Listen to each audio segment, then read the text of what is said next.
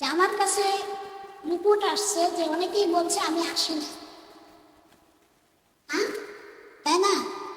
অনেকে বলছে আমি আসি না। আল্লাহ তাআলার রহমতে এটা শুকরের বিষয় বলতে পারি যে আজ পর্যন্ত আমার লাইফে আমি যতগুলো প্রোগ্রাম নিয়েছি আমি যাই নাই এরকম কোনোটা করতে। কারণ একটা মাহফিল আয়োজন করার পরে প্রতিপক্ষ আমার চাইতে টেনশনে বেশি থাকে। আমার তো টেনশন, আমি গাড়ি পিছনে যাবো আর মঞ্চে উঠবো, আমি আসলাম কি আসলাম না, আমাকে সামাল দিতে হয় না। কিন্তু আমাকে উদ্দেশ্য করে যে মানুষগুলো আসে তাদেরকে তো কমিটিদেরকেই সামাল দিতে হবে। যারা শুধু শুধু কমিটিদেরকে ভুল বুঝছেন যে হুজুর আসে নাই বা এটা ভুয়া, তাদেরকে দৃষ্টিভঙ্গি চেঞ্জ করবেন সব। মোহতারাম হাজরিন, আপনারা এখানে উপস্থিত হয়েছেন, আমি যদি এই প্রশ্ন করি আপনারা উত্তর দেবেন আল্লাহকে খুশি করার জন্য, ঠিক না? আচ্ছা, দুনিয়ার বুকে আমরা চলবো, ফিরবো, খাবো, ঘুমাবো, কামাই করবো, ইবাদত করবো, তাকে খুশি করার জন্য। কারণ একটা কারণ লাগবে। কারণ হইল যে আমি তো কিছু করতে পারি না মালিকের হুকুম ছাড়া। কথাগুলো বুঝতে হবে, শুধু তাকানো যাবে। আর যেটা জিজ্ঞাসা করবো সেটার উত্তর দিতে।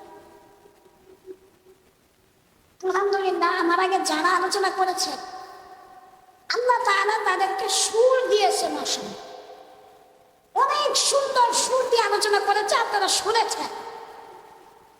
না, আমি সুর দিতে পারি না।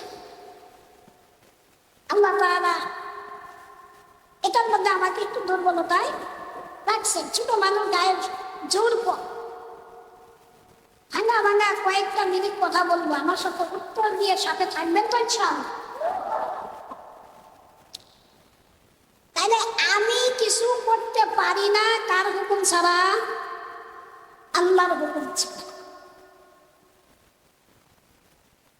আর আমি যদি নিয়ামত পাওয়ার পর আল্লাহর পক্ষ থেকে আমাদেরকে যা দেওয়া হয় এটা নিয়ামত। এটা কি নিয়ামত? তো আমরা যখন আল্লাহর পক্ষ থেকে নিয়ামত পাওয়ার পরে শুকরিয়া আদায় করব, আল্লাহ বলেন আমি বান্দার প্রতি খুশি হয়ে নিয়ামত আরো বাড়াইয়া দিই। শুধু তাই না, আমি আল্লাহর হুকুমকে যথাযথ সময়ে আদায় করার কারণে সারা পৃথিবীর বুকে যত মাখলুকাত আছে সবার মাঝে পরিচিত করে দেয় এটা আমার খাস বান্দা। আল্লাহ তাআলা সম্মান বাড়াইয়া দেয়। আর যারা নিয়ামত পাওয়ার পরে শুকরিয়া আদায় করবে না, আল্লাহ বলেন যেমন জান্নাত বানাইছি ঠিক তেমনি জাহান্নামও বানাইয়া রাখছি। আজকে আমরা নিজেদেরকে বুদ্ধিমান মনে করতেছি, ফজরের নামাজ অলসতা করে ছেড়ে দিলাম, নিজেকে অনেক বড় বুদ্ধিমান মনে করতেছি। জোহরের নামাজ দুনিয়াবি কাজ কর্ম ঝামেলাকে অজুহাত বানাইয়া ছেড়ে দিলাম, নিজেকে বড় বুদ্ধিমান মনে করতেছি। আসরের নামাজ বাজার ঘাটের ঝামেলার কৌশলে আসরের নামাজ ছেড়ে দিলাম, নিজেকে বড় বুদ্ধিমান মনে করতেছি। মাগরিবের নামাজ ছেড়ে দিলাম, এশারের নামাজ ছেড়ে দিলাম, নিজেকে অনেক বুদ্ধিমান মনে করতেছি। ও মানুষ, তুমি কি জানো আল্লাহ তোমাকে কি নিয়ামত দিয়েছে?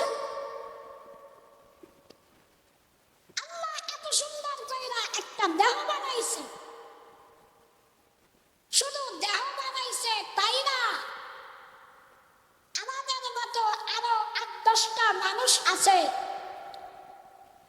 যারা স্বাভাবিক না।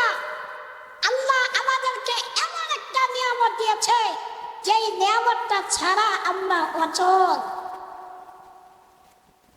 দেখেন আল্লাহ আমাদেরকে কি নিয়ামত দিয়েছে। আমাদের যদি একটা পা না থাকে, আমরা লাঠি দিয়ে ঠেলে ঠেলে চলতে পারবো। কথা বলেন, চলতে পারবো। আমাদের যদি একটা হাত না থাকে, আমরা আরেক হাত দিয়ে, যে হাত নাই ওই হাতের কাজটা করতে পারবো। কথা বলেন। আমাদের যদি একটা কানের শোনার শক্তি না থাকে, আরেক কান দিয়ে শুনতে পারবো। আল্লাহ যদি আমাকে দুইটা চোখ না দিতেন, আমি আর আপনি চলা কোনোভাবেই সম্ভব না। কথা বলেন।